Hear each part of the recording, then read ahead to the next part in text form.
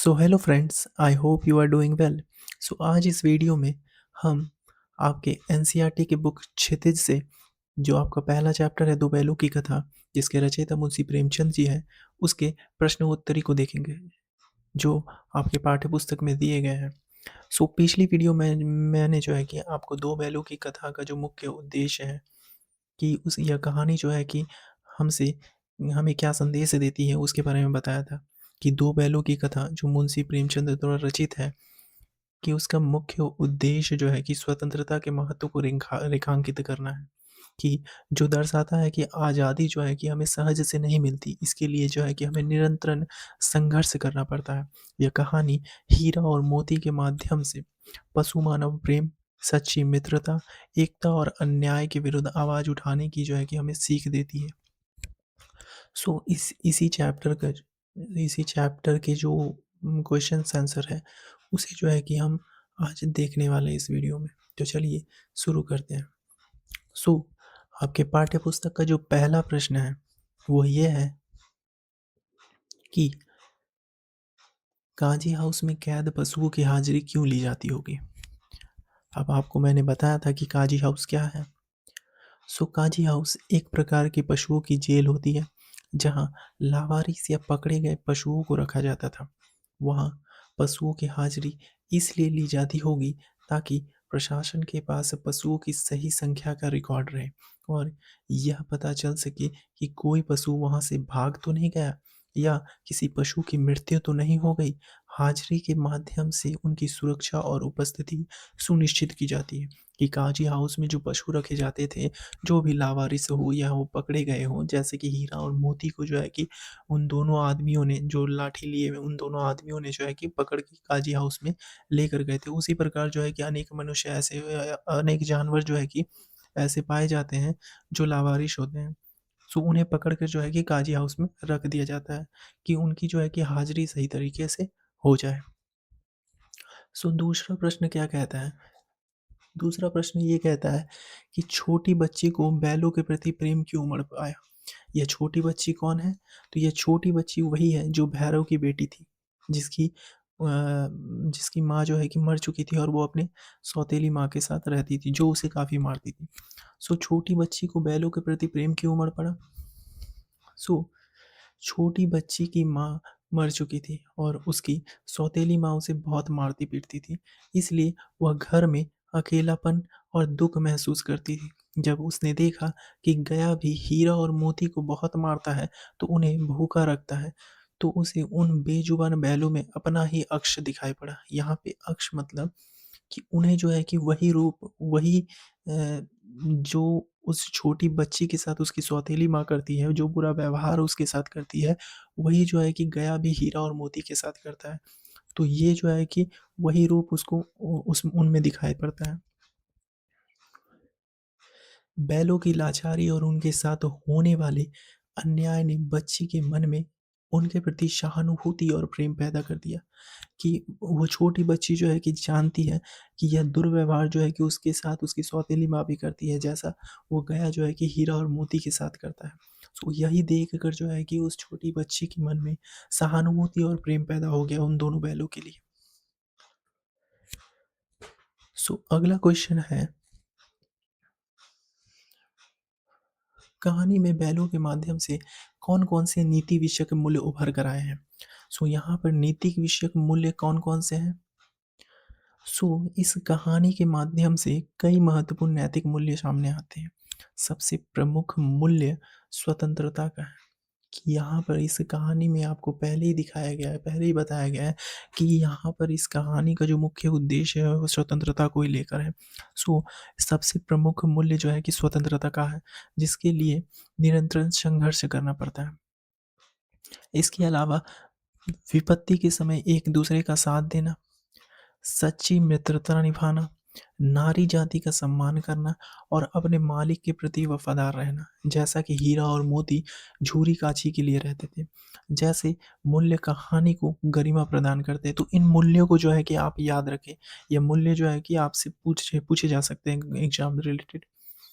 सो प्रेमचंद ने यह भी दर्शाया है कि सीधापन और सहनशीलता कभी-कभी कमजोरी मान ली जाती है, इसलिए व्यक्ति को अपने अधिकारों के लिए आवाज़ उठानी चाहिए। जैसा कि हीरा और मोती जो है कि अंत तक अपनी स्वतंत्रता के लिए जो है कि संघर्ष करते रहते हैं। सो कहानी की जो ये नीति विषयक मूल्य जो है कि आपको इस कहानी में देखने को मिलेंगे। चौथा प्रश्न है, प्रेमचंद ने गधे के किन स्वभावगत विशेषताओं के आधार पर उसे मूर्ख न कहकर किस नए अर्थ की ओर संकेत किया है? सो यहाँ पर जो है कि प्रेमचंद उसे मूर्ख ना कहकर किस नए अर्थ की संज्ञा देते हैं गधों को? सो आमतौर पर गधों को उसकी कम बुद्धि के कारण मूर्ख का पर्यायवाची माना जाता है। अर्थात आप मूर्ख का जो पर्यायवाची है वो उसका गधा भी बोल सकते हैं। लेकिन प्रेमचंद ने उसे उसकी सहनशीलता, सीधेपन और सुख दुख में एक समान रहने वाले स्वभाव के कारण ऋषि मुनियों की श्रेणी में रखा था। तो ऋषि मुनियों से जो है कि उन्हें एक समान माना कि ऋषि जिस प्रकार ऋषि मुनि जो है कि अपनी सहनशीलता, अपने सीधेपन, अपने सुख दुख में एक समान रहते हैं। ना उन्हें दुख होता है, ना सुख होता है, ना उन्हें जो है कि अपनी इच्छाओं का मोह होता है। उसी प्रकार जो है कि गधा भी है। वे कहते हैं कि गधे में क्रोध और संतोष की कमी नहीं होती, बल्कि वह हर परिस्थिति में शांत रहता है। लेखक के अनुसार अत्यधिक सीधापन संसार के लिए उपयुक्त नहीं है, इसलिए गधे को मूर्ख कहना वास्तव में उसके सद्गुणों का अपमान करने जैसा है। क्योंकि लेखक के अनुसार यदि आप अत्यधिक सीधापन दिखाएंगे इस संसार में तो आप ठग लिए जाएंगे। इसकी इसीलिए जो है कि यहाँ पे गधे को मूर्ख कहा जा रहा है, लेकिन वास्तव में जो है कि यह उसके सद्गुणों का अपमान है। आप उसके नज़रिए से देखेंगे तो ये उसके सद्गुण है कि उसमें सहनशीलता है, सीधापन है और सुख दुख में जो है कि वह एक समान रहता है। सो अगला प्रश्न है पांचवा। सो यहाँ कहते हैं कि किन घटनाओं से पता चलता है कि हीरा और मोती में गहरी दोस्ती थी? अर्थात आप कहानी में देखते हैं कि दोनों की जो मित्रता है आपको कहानी के प्रारंभ से ही दिखाई पड़ती है कि दोनों को भाईचारा जो है कि दोनों में एकता काफ़ी गहरी है। सो यहाँ पर कहानी की जो कई घटनाएं उनकी गहरी दोस्ती को प्रमाणित करती हैं। जो पहली घटना आपको दिखाई देती है कि गाड़ी में जूतने के बाद दोनों की कोशिश रहती थी कि बोझ जो है कि एक दूसरे के कंधे पर कम और अपने कंधे पर ज़्यादा रहे। यहाँ गाड़ी में ना लिख के आप हल में लिखे कि हल में जो है कि हल में जोतने के बाद भी दोनों की कोशिश रहती थी कि बोझ दूसरे के कंधे पर कम और उसके कंधे पर जो है कि ज़्यादा रहे। दूसरे में नाद में खली चोनी खाते समय मतलब जो भूसा होता है, खली चोनी खाते समय दोनों साथ ही मुंह डालते और साथ ही हटाते थे। तीसरा जो है वो मटर के खेत में मोती के फंस जाने पर हीरा उसे अकेला छोड़कर नहीं भागा, बल्कि खुद भी पकड़ा गया। वह चाहता तो हीरा भाग सकता था, लेकिन मोती के चलते जो है कि वो भी खुद पकड़ा जाता है। चौथा जो है कि काजी हाउस की दीवार टूटने पर हीरा नहीं भाग सका, तो मोती भी जो है कि उसे अकेला छोड़कर नहीं भागा। तो यहाँ पर जो है कि आपकी उन दोनों में जो गहरी मित्रता है, जो दोनों की एकता है, वह इन सब घटनाओं में जो है कि आपको दिखाई पड़ती है। अगला क्वेश्चन जो है 6 नंबर का, वो है लेकिन औरत जात पर सिंग चलाना मना है, यह भूल जाते हो? यह एक जो है कि यहाँ पर आपको यह लाइन जो है कि आपको कहानी में दिखेगा, जो हीरा के इस कथन के माध्यम से स्त्री के प्रति प्रेमचंद्र के दृष्टिकोण को स्पष्ट कीजिए। अर्थात यहाँ पर जो है कि हीरा के द्वारा यह पंक्ति जो है कि कही गई है, लेकिन यहाँ पर पूछा गया है कि इस पंक्ति के द्वारा प्रेमचंद्र का जो दृष्टिकोण है स्त्री के लिए वह कैसा है।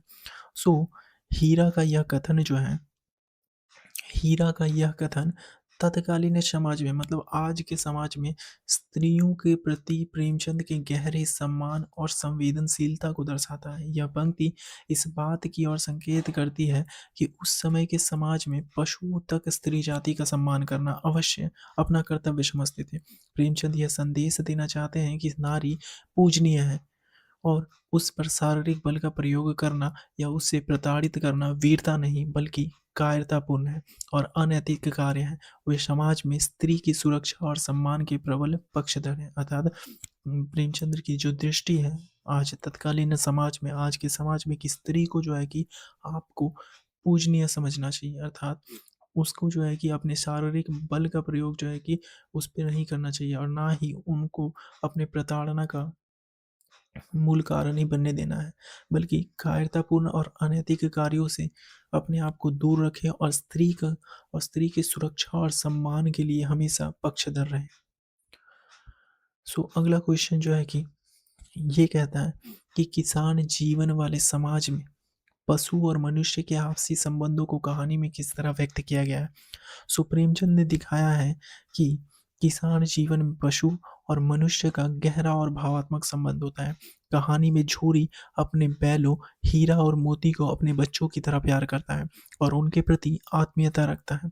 वह उनके खान पान और सुख दुख का पूरा ध्यान रखता है। वहीं दूसरी ओर बैल भी अपने मालिक की खुशी के लिए दिन रात मेहनत करते रहते हैं और उसकी हर बात समझते हैं।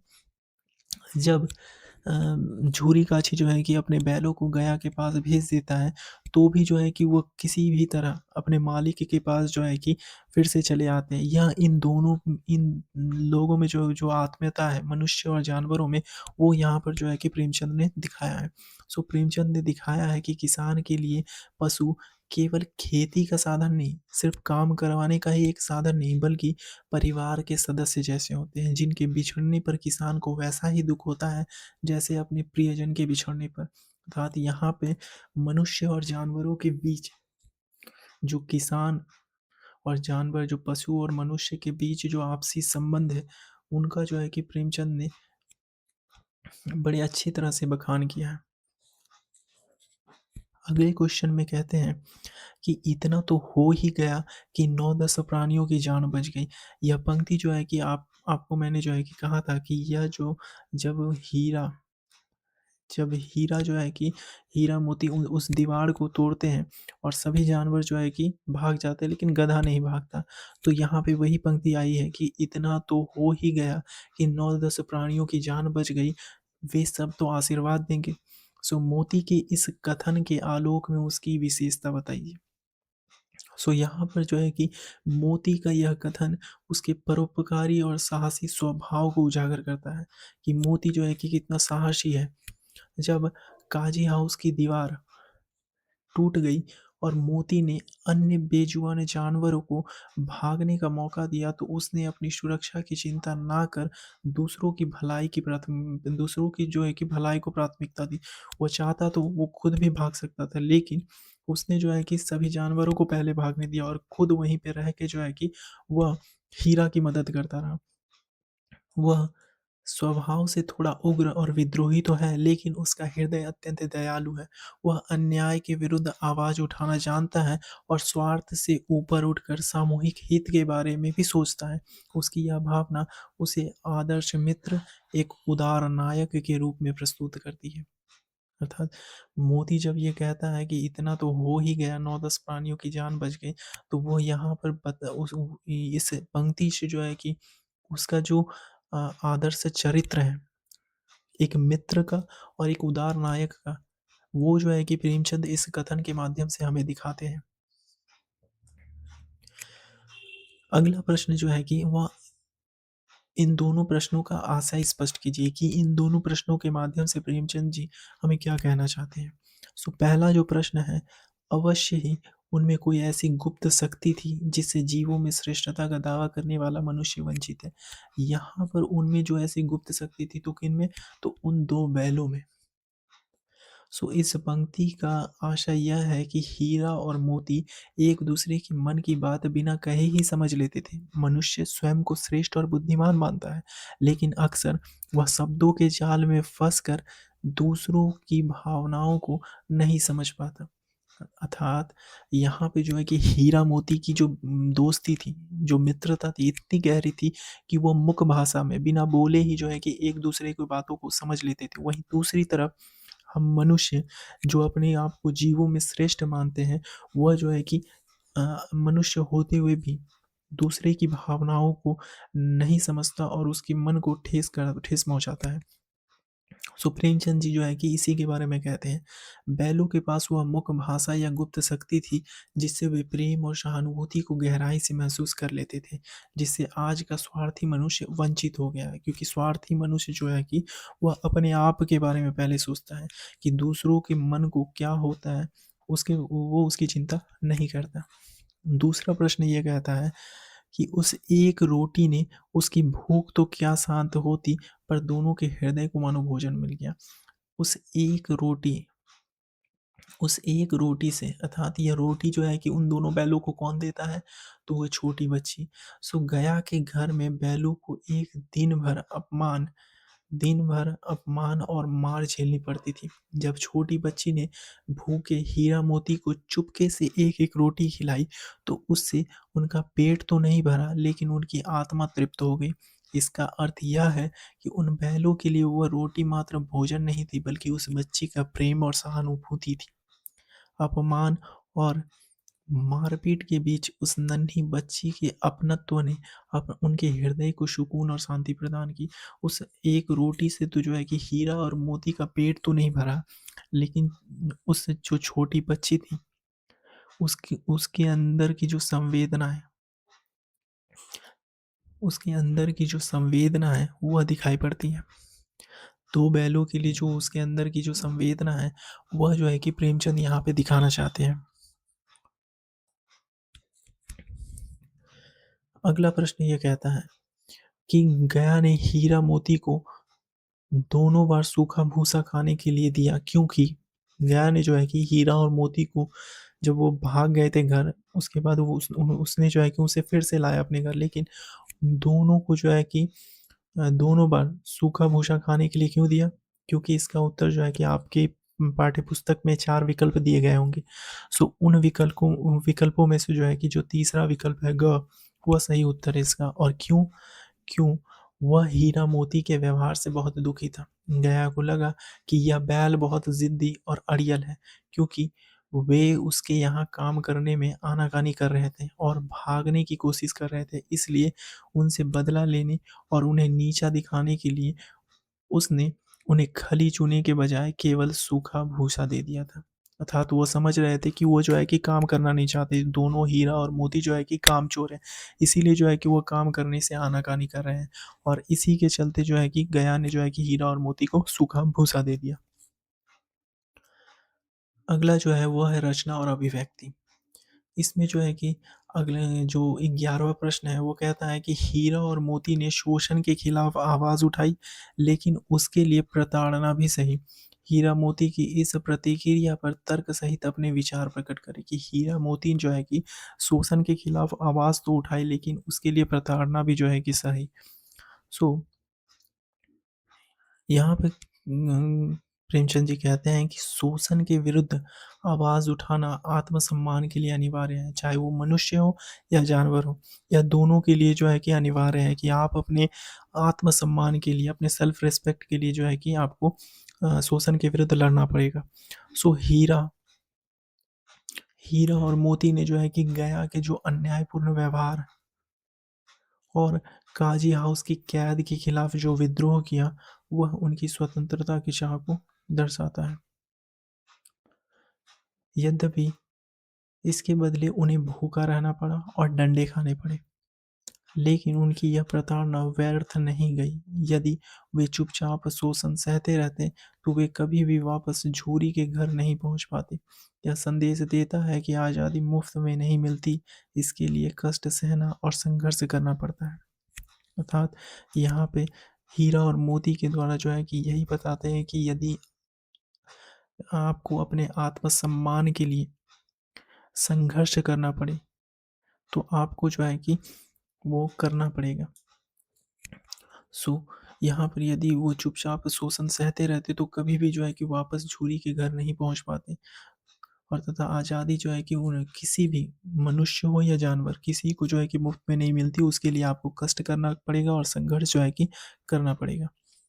अगला प्रश्न जो कहता है, क्या आपको लगता है यह कहानी आज़ादी की लड़ाई की ओर संकेत करती है? ये जो दो बैलों की कथा है, उससे जो है कि क्या आपको यह संदेश मिलता है कि यह कहानी जो है कि यह स्वतंत्रता की लड़ाई से जुड़ी हुई है?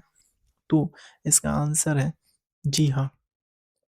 जी हाँ, ये कहानी जो है कि आज़ादी की लड़ाई की ओर संकेत करती है। सो यह कहानी परोक्ष रूप से भारत के स्वाधीनता संग्राम की ओर संकेत करती है। जिस प्रकार हीरा और मोती बार-बार कैद होते हैं, बार-बार जो है कि पकड़ लिए जाते हैं और विद्रोह करते हैं और अंततः संगठित होकर अपनी आज़ादी हासिल करते हैं, ठीक वैसा ही संघर्ष भारतीय क्रांतिकारियों ने किया था। जो हमारे देश के स्वतंत्र सेनानी थे, उन्होंने भी जो है कि ऐसा ही संघर्ष अपने भारत के लिए, अपने देश के लिए, स्वतंत्रता के लिए किया था। सो हीरा और मोती के माध्यम से प्रेमचंद ने यह दिखाया है कि जब तक शोषित वर्ग एकजुट होकर अन्याय का विरुद्ध नहीं करेगा, तब तक उसे मुक्ति नहीं मिलेगी। यह कहानी भारतीयों को ये याद दिलाने के लिए लिखी गई थी कि स्वतंत्रता संघर्ष निरंतर प्रयासों और बलिदानों की मांग करता है। आपको यदि स्वतंत्रता चाहिए तो आपको उसके लिए बलिदान देना होगा। आपको निरंतर संघर्ष करना ही पड़ेगा। नहीं तो आपको जो है कि शोषित वर्ग के रूप में जो है कि रहना पड़ेगा।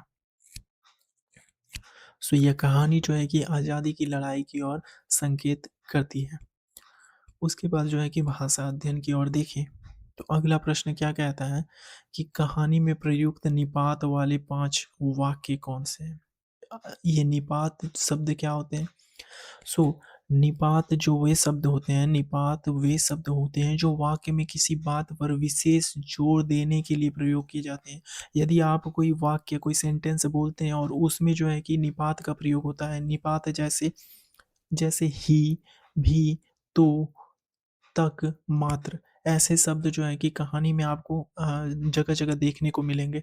सो वैसे ही कुछ 5 वाक्य जो है कि आपको अपनी कहानी जो दो बैलों की कथा है उसमें आपको दिखाई देंगे। जैसे पहला जो वाक्य है, यहाँ पे लिखा गया है, कुत्ते भी बहुत गरीब, कुत्ते भी, यहाँ पे जो भी शब्द है किस पे जोड़ दिया जा रहा है? तो कुत्ते पर। कुत्ते भी बहुत गरीब जानवर है, गरीब अर्थात दयनीय जानवर है। सो यहाँ पे जो है कि निपात जो शब्द है वो भी है।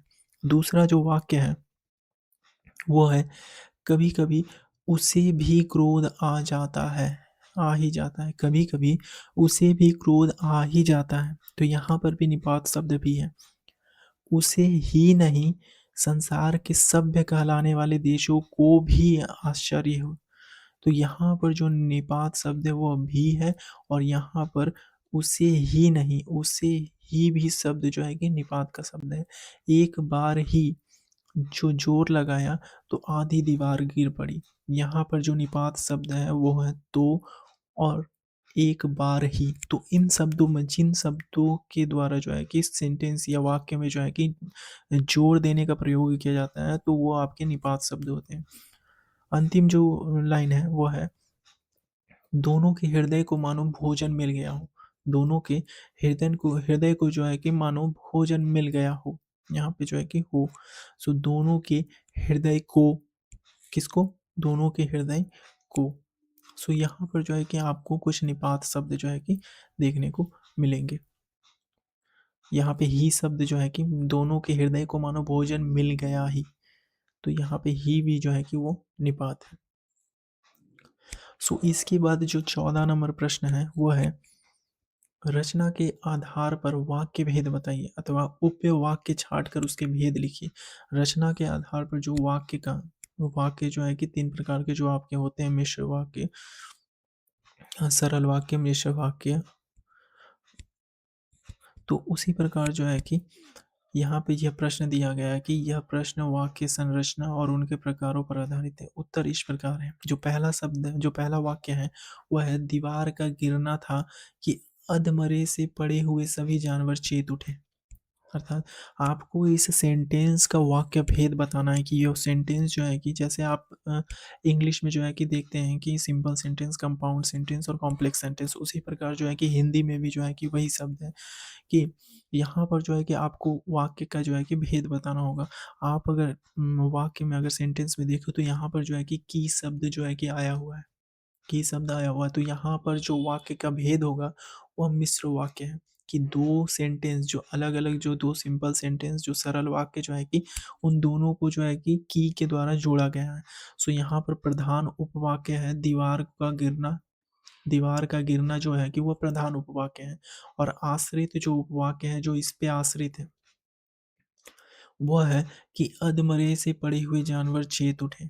क्योंकि दीवार के गिरने के बाद जो है कि यह अधमरे से पड़े हुए जानवर चेत गए, तो यह सेंटेंस जो है कि इस पे आश्रित है, इसीलिए जो है कि यह आश्रित उपवाक्य है, जिसको आप संज्ञा उपवाक्य कह सकते हैं।